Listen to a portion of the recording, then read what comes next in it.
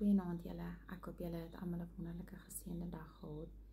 En ja, ek wil net graag deel 2 van ons boodskap wat vroeër vanoggend uitgestuur is, net met julle oor die grondgebied en hoe jy jou grondgebied kan reinig en heilig, hoe jy al hierdie onkruid en bossies en goed uit jou grondgebied uit kan haal en goeie saad in jou lewe kan plant, saad wat regtig vrug gaan dra en goeie goed in jou lewe kan laat plaasvind.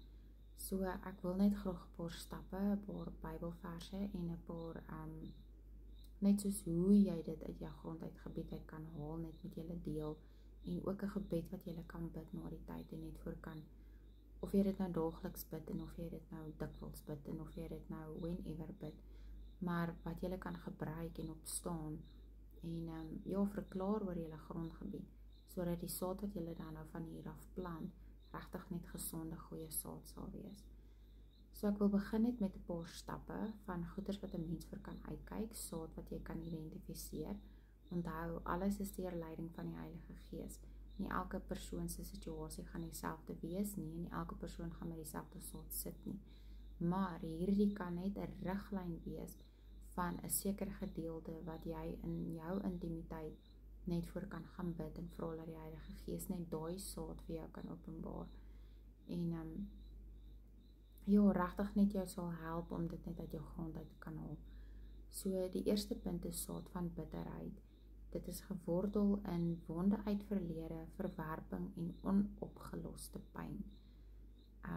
Ons almal sit met pyn deur ons lewe. Ons almal sit met verwerping van een of ander vorm. Dis nie noodwendig dat jou ouers jou verwerp het of wat nie, maar iewers oor jou lewe was daar altyd 'n vorm van rejection en dit kan baie bitterheid in jou lewe veroorsaak. So dit is definitief 'n saad waarvoor jy kan gaan uitkyk en die impak daarvan is groei tot wrok, wantroue en emosionele isolasie. En dan 'n skrifgedeelte waarop jy kan staan is Hebreërs 12 vers 15 wat sê, pas op dat daar geen bitterwortel opskiet wat moeilikheid veroorsaak en baie mense verontreinig nie. So saad nommer 1 is saad van bitterheid. Dit is in jou hande om te gaan bid vir watter saad jy in jou lewe het. En as hierdie een van die sade is wat die Heilige Gees aan jou openbaar, dan kan jy definitief gaan staan op Hebreërs 12 vers 15 en kry daai saad uit jou grondgebied uit. En dan die tweede saad is saad van vrees. Dit is gewortel in ervaring van verlies, onstabiliteit of manipulasie. Die impak daarvan is veroorsaak angs, geestelike verlamming en wantroue in God se goedheid. So dit is ook 'n baie groot saad, want iewers in ons lewe het ons definitief 'n vorm van vrees ervaar en dit kan altyd 'n trigger point wees in jou toekoms. So dit is nie noodwendig dat dit 'n erge vreesagtige aspek is nie, maar iewers in 'n ou se lewe of in 'n mens se lewe was daar 'n vrees en baie keer kan dit lei tot 'n anker of 'n trigger wat in jou toekoms herhaalbaar is. So ja, saad nommer 2 is definitief saad van vrees. In enige vorm en enige aspek wat die Heilige Gees aan jou openbaar, gaan doen regtig ondersoek in jou grondgebied en kyk of jy daai saad kan optel. En dan 'n teksvers waarop jy kan staan is in 2 Timoteus 1 vers 7. Wat sê, God het ons nie 'n gees van vreesagtigheid gegee nie, maar van krag en liefde en selfbeheersing. Baie belangrik, onthou, hy noem 3 aspekte daar, soos krag en liefde en selfbeheersing. So dit is in 2 Timoteus 1 vers 7. En dan die derde saad is saad van skaamte. Dit kan gewortel wees in leuns oor ons waarde of ons identiteit voor Christus. Die impak daarvan lei tot wegkruip, selfverwerping en die strewe na goedkeuring.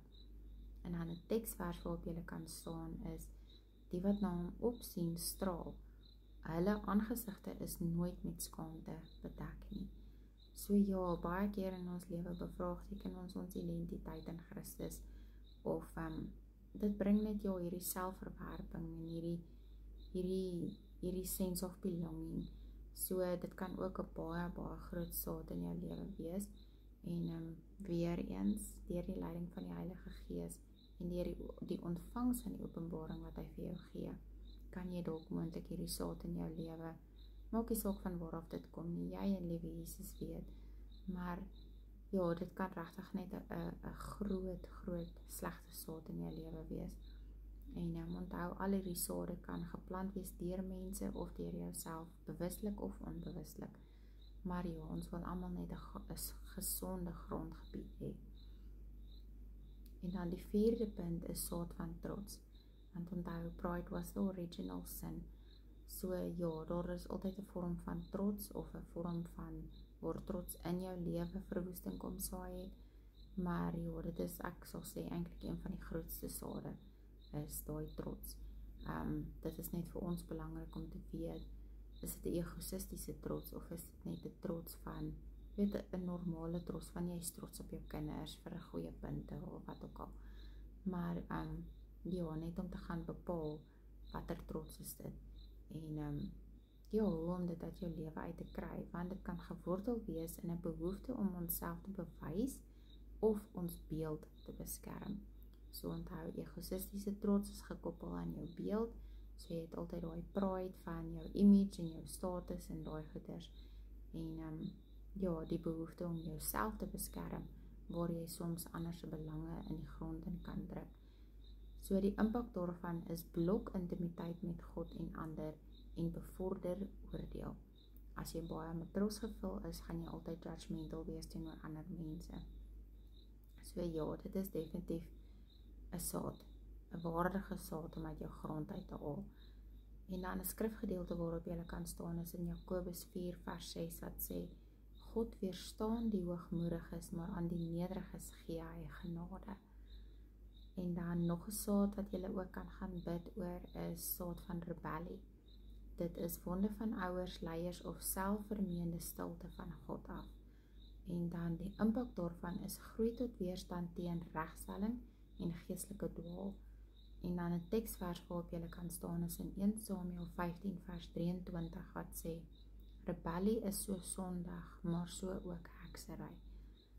So ja, rebellie, ons kan nie rebelleer nie, ons kan nie hierdie halstarrige, hartgebakte mense wees en terselfdertyd nederig wees nie.